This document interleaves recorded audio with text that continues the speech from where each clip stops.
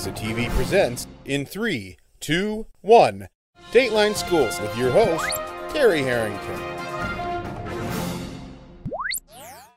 All this week on Dateline Schools, we've been visiting the St. Clair County Technical Education Center and learning about the Summer Career Academy that was held this summer for Port Huron High School students. And tell us all about it, my special guest is Pat Yanik, the director here at Tech. And Pat, how did you guys come up with this program, by the way? Well, as best as I can recall, this started with a conversation with Mr. DeGrow that he was having with Mike Palmer, principal at Port Huron High.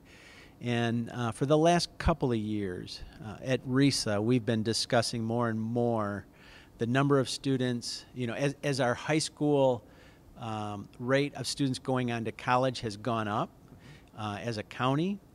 We've been looking at, but what about the students that are not finding success in school or are not going on to college? What are we doing about those with those students?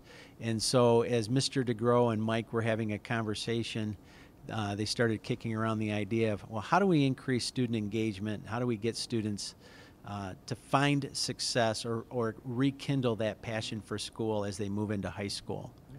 What's the expectation for these kids that you had this summer? You had 19, 20 kids this summer.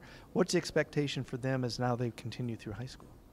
Well, our hope is that, and part of the program is that they're going to show up for school in September, and if they will pass their classes and have good attendance, that they'll stay in this program, and they'll be coming back to Tech next summer for 2 more weeks. But the big incentive for the students is that if they stay in school and they pass their classes, that when they're going into 11th grade, Port Huron will allow the students to pick the program of their choice at Tech.